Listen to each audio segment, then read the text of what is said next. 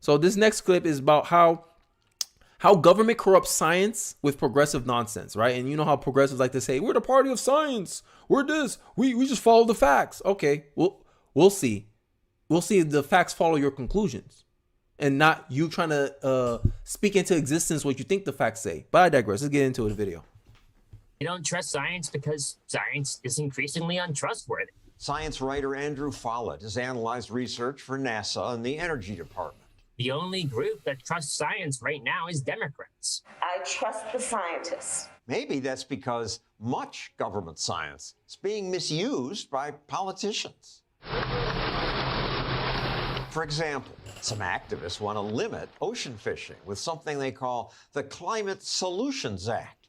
It calls climate change the greatest threat to American national security and promises equitable solutions to every special group of victims. The administration's deputy director of climate told Congress that the bill will bring exciting, urgently needed progress on climate change. Jane Lubchenco cited this paper that made the remarkable claim that closing more of the ocean to fishing can increase catches of fish. I saw oceans of opportunity. But oops, the paper was retracted. One scientist called its logic biologically impossible. These are the kind of claims that progressives make. They make impossible claims to get into office, and when they finally get into office, they make everything worse. This is why progressives are the worst option.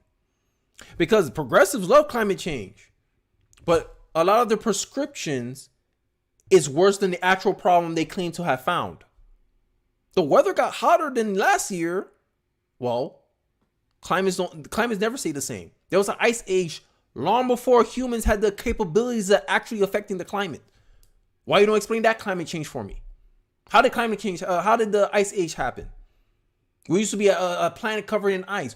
In what period did we mess up? What period was the actual natural state of Earth? How Earth is actually supposed to be? They can't tell me. Oh, is Earth supposed to be frozen? Technically, we're living in the current result of a climate change. This wasn't the Earth's original shape. Earth was covered in ice. So are we supposed to go back to that? Like, what's the goal here? And this is my problem with the climate change agenda stuff. Progressives complain about problems that's not really problems. And they're hyper hysterical, make very emotional appeals, make people feel fearful so they can get in, try to fix these imaginary problems, and instead they make a good situation worse. That's the reality of progressive politics. But I digress. Let's get back into this, right? Because this is how they use the science. Oh, it's the science, and then you forget. Oh, hey, this study was retracted. Hey, this study don't make sense. Hey, this study don't actually says what you think it says. Oh, no. But that's what they run on. Because these progressives and politicians in general rely on the ignorance of the common people to get away with this stuff. And I believe what Benjamin Franklin said, it's a republic if you can keep it. Which he was warning you, hey, if you're gullible, if you're ignorant, these politicians can pull the wool over your eyes and get you to do things that under normal circumstances you would never do. This is why Democrats have this famous line, never let a good crisis go to waste. Because they know when people are fearful, people are more prone to fall for things like this. All we have to do is look at COVID. All we have to do is look at 9/11. They use these events to infringe on your rights. So what incentive do we have to know that they won't try to create more tragedies? More. Look at the war going on in the Middle East. They want us to get involved in it so bad because they justify, we can spend so much. We can make excuses. We can make pretexts for why we need big spending bills. We need to save the world, guys. You don't want to be the person to stop us from saving the world, right? You're a good person, right? Guilt you into following along with nonsense, and then future generations suffer. And that's what happened. Look at our national debt, $33 trillion in debt. Thomas Jefferson called it, right? Because this is the thing about progressives, right? Right? This whole live stream is about progressives. I'm going really deep on this. Alexander Hamilton is arguably the first progressive in American history, and he's a founding father because he liked the British system, he liked monarchy, right? Monarchy is in my view, it's a type of socialism, right? He liked nationalization. He wanted a nationalized bank. Thomas Jefferson begged Washington, don't let this guy do this. Washington said, hey, look, I don't know much about finances, but we got an A-rate credit ratings because of what Alexander Hamilton did, which was create an earlier version of the Federal Reserve. And look at the consequences of it now. The government can keep printing money that they don't have, keep putting ourselves into debt that we can possibly never pay off, right? And if it caused this habit in American politics to kick the problems down the road, oh, we don't have to worry about the future generations will worry about this stuff. Now we 33 trillion because we got so used to, we just print more money, borrow against our future selves and increase inflation. Milton Friedman, I agree with his argument. Inflation comes from the Federal Reserve. Inflation comes from the government because the government's meddling in things that it shouldn't be meddling in. And this is the result. And progressives use fake studies, right? Misframed conclusions to justify their policy approach. And then when we suffer the results of these approach, they try to blame it on something else. I digress. And it turned out the paper was written by Lubchenco's brother-in-law. But she never told Congress that, or that she edited the paper. Wow. It's an egregious violation. Oh my Her goal God. is to get the government to spend more on environmental regulation. And the party in power likes that. So they don't care if she just breaks the rules.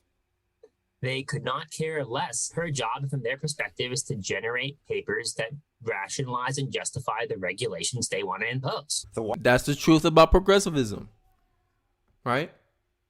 Rationalize the choices that they want in reality. You never hear a progressive call out their own policy and say, hey, this is not going to work. This is not factual. No, all of a sudden, the science always back up what they say. I just follow the science. I follow the cooked up studies that my political insiders have produced for me to rationalize to you, American people. This is why I think America can no longer be ignorant about this stuff anymore. Right? This is why the Democrats want you to go to public schools. Majority of kids go to public schools because they get to control what knowledge, what information you're exposed to and what you're not exposed to. This is why YouTube is now trying to put legacy media as primary sources for news now. They don't want people like me who read a bunch of books and found this different version of history because they know most Americans, most people don't have time to read these books.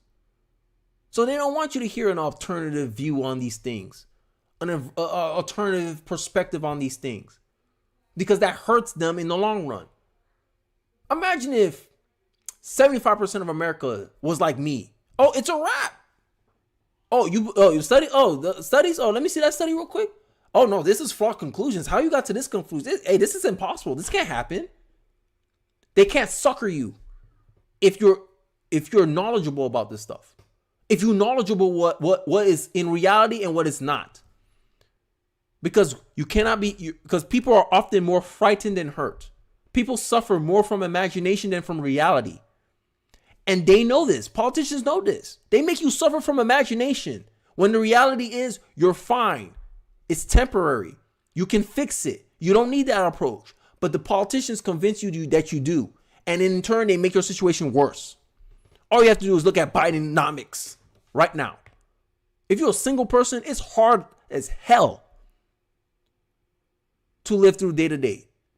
Groceries more expensive. You got to increase your budgets. You got to find a more part-time job. If you're a millennial like me, you're considered an elite because you can own a house at 27 years old when the average 27-year-old cannot own a house, won't even think about getting a house. That's how bad our economy is now. But K-shaped recovery, I'm still waiting for it. Wasn't Trump right? Oh, didn't Trump warn you about this? This is how I end up becoming a conservative. Because a conservative, a Republican, Rand Paul, Trump, he'll make a claim years in the future, years in the past. And then it comes true and we suffer from it right now in reality and we go, damn, we should have elected that guy. But oh well, mean tweets. Hey man, I digress. Cherished beloved, that quote is from a famous philosopher that I love to love to read. His name is Seneca. Actually, it's right here on this wall. No, let me go full screen. It's right here on this wall. I tell myself that all the damn time. Right? This is why I don't worry about racism, because I'm like, yo, is racism reality or an imagination? Am I imagining a lot of my problems are due to racism? Or the reality is most of my problems is what I do? For the most part, it's what I do. If I don't wake up early, if I don't shoot videos, like, of course I'm not going to be successful. Like, I'm not putting in the work. But if I blame racism, how racism stopped me from shooting a video today? How racism stopped me from owning a house, having a nice job, going to college, studying, reading, seeking knowledge? Those are all decisions that you personally make. And that's why I'm trying to tell America, in a sense, that you don't listen. That you have to do your own research now. Because nowadays, mainstream media, the political machine, they all got a motive there. And America should have its own motive too. Let's do what's best for we the people. Because we the people are separate from the government. Because it seems like the government has no allegiance to us. They have allegiance to themselves, corporate donors. Progressives don't understand this.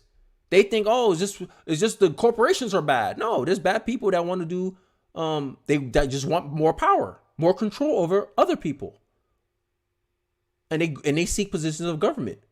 And it's our job as we the people to suss them out, create systems where it's hard for them to accumulate power, centralize power, right? This is why the Constitution is written the way it is, because the founding fathers know that bad people will try to get into the government, try to make the government more powerful so they can sit at the top of the government and make top-down edicts to rule all of society like a king. Simple. But progressives want to sit here and pretend that no, that won't happen. If you give us a lot of power, we won't do that to you. You can trust us. If you ask a common progressive, they trust a politician more than they trust a capitalist. When a capitalist tell you, hey, look, I just focus on making the best products and you give me the money. I'm not forcing you to give me the money. The government can force you to give the money by increasing your taxes. And if you don't pay it, they'll seize your property. You can go to jail. So who sounds more tyrannical? A capitalist who at any time you choose, if they do a Bud Light, you could be like, you're not getting my money no more. What's the capitalist can do to you? Nothing. He can't take the money from you. He'll go to jail. But let's look at the government though. The government rip you off. He says, so what? Hey, I need 90% of your income. You don't pay it, you go to jail. Who sounds more dangerous? Who sounds more tyrannical? But for some reason, the progressive wants you to be more skeptical of a capitalist than a government official who's actually more dangerous to you than a capitalist, than some corporate bigwig. And the corporate bigwigs know this. This is why they give so much money to these government bureaucrats. Ta-da. I digress, though. I think I went on a little rant there. Let's get back into the video. White House never punished Lipchenko for her ethics violation. In fact, after her testimony, she was appointed co-head of President Biden's Scientific Integrity Task Force. We need to have scientific integrity. We need to have scientific integrity, but the same person had her brother create the research paper and she had access to edit the paper and then later it got redacted. But she's the personification of integrity. And progressives want you to listen to this person. Oh, craziness, bro. Craziness. Hey, at least when I say be skeptical of everyone. But at least I know this. I follow my own standards. I say, hey, if someone's skeptical of me, I want to show proof that they themselves can verify. Or at least they can understand that this is my conclusion. This is my viewpoint. Right? But I'm not going to sit here and say, oh, I'm objective. No, I don't believe anyone's objective. I think we're all biased. It's like, I think we're all biased from varying degrees. Right? And that's why I don't trust mainstream media. Mainstream media is left-wing. Most journalists are left-wing. So most journalists I see on TV, they're like, yo, they're going to take a more left-wing perspective. They're going to make their guy look good and the guy they don't like look bad. This is what happened to Trump. This is why there were stats out there that show that people trusted Trump more than they trusted the mainstream media. If Trump says something and the mainstream media says something, most people will trust Trump before they'll trust the mainstream media. That's how low they have gone because they did stuff like this. I digress. Now, the National Academy of Sciences has banned her for her improper conduct. Yet she's still head of scientific integrity for the White House. Today's bad government. This is why big government sucks. Because big government will put in a person that has no scientific integrity and put her on a department that's responsible for scientific integrity. Make it make sense, guys. Science goes Make it well make sense. beyond a few bad actors. A lot of what's called science today is just left-wing advocacy. New fields like fat studies, African studies, Latinx studies, queer studies, these fields are essentially entirely fake. Fake? Well, some of it's clearly fake because specialists in these fields keep being fooled by people who submit gibberish. This ridiculous paper, Embracing by Steven Fatness Crowder as Self-Care in the Era of Trump, was accepted by this university's Fat Studies Conference. Oh my God. It was written by this person. Hello, I am C. Bruh, you know you don't have real science when you can get trolled and you take it seriously. This is the science that progressives want you to trust in. Race studies. Okay. Bruh, one book of Thomas Sowell and you could debunk most of this ish. This is craziness, bro. This is